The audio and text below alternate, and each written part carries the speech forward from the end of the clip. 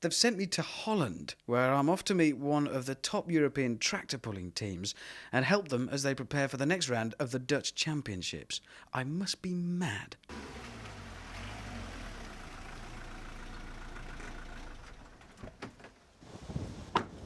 Hello.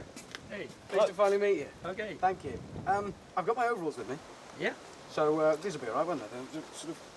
Good You size. did say bring them. Yeah. Very clean. Yeah, they are nice and clean. You've got some work for me to do. Oh, I think we can find some jobs for you. Excellent. Let's go and have a look.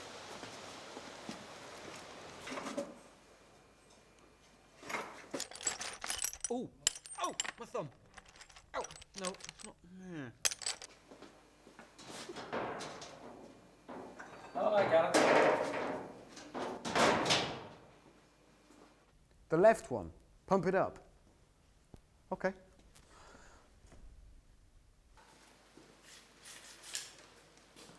Why are you doing that? Take this one. Just like this. Why tractor pulling? Why do you do this? Why tractor pulling? Yeah. Well, a difficult question, but we started 20 years ago. I like to wrench on engines and to get out a lot of power. So we were looking to tractor pull in Holland I think a couple of years ago, and then we started to build a tractor. And now look what you've got. Describe this thing to us. Just what is it? Oh, now it's a modified tractor, as you see. Now it's got 2 aircraft engines on it. We rebuilt them a little bit. We put some new ignitions in to build some more horsepower out of it. Now we run on methanol. That's something different than a diesel engine. And the diesel engine got 150 horsepower, and this one got 2,500 horsepower.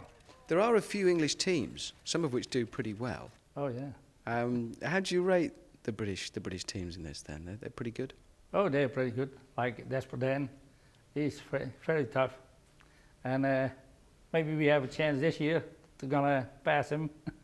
I think it's for 7 or 8 years he's European champion. And I think the time is there. Somebody got to pass him. How many hours preparation then for one race, for that 10 seconds of racing? How many hours? 2 days working. We have to check out, reset the clutches if it is necessary. When we have some broken parts, like last weekend, we have to rebuild an engine completely. Then we have to work all week, together with the farming, milking the cows in the morning and in the evening. And then the time between, we have to work at the tractor. What about actually building this thing? You've been running it in one form or another for some years, but there's a lot of design in this, a lot of fabrication. Do you do all that yourselves? Yeah, we designed together with the company who makes the boxes. For example, the gears, they were made in Canada. The gears are in the box, and this box is made in Holland by Van der Waal, the tractor Heart of the Eagle. It's a good man, he got a big job there, and he's making the box for us. And like I said, we had the gears from True Gear and Spline in Canada. We have some friends in Canada, and he had a factory building gears for a lot of teams in Europe. Like Terminator in Belgium, he's building the gear for, and some other tractors in Holland. This is a supercharger fan. It rotates at up to 40,000 RPM. There's another one bolted into the engine in there, and hence the blanket, because if one of these things shatters, something's got to be there to keep all the bits in place. Each engine has its own fuel tank. These 2 are for the 2 on it currently. The 3rd engine, when that's put on, has its own separate fuel tank, each of which holds about 40 litres. Now, in the course of one pull, that's 100 metres, something like that. Each engine can use up to 15 litres of fuel, which means 45 litres to do 100 metres. Not desperately economical. They're dry sump engines, so each one has its own oil tank. I'm standing on the 2 for these 2 engines. Each tank holds 30 litres, and there's another 10 litres or so just floating around inside the engine. That is a lot of oil. And there is no dipstick.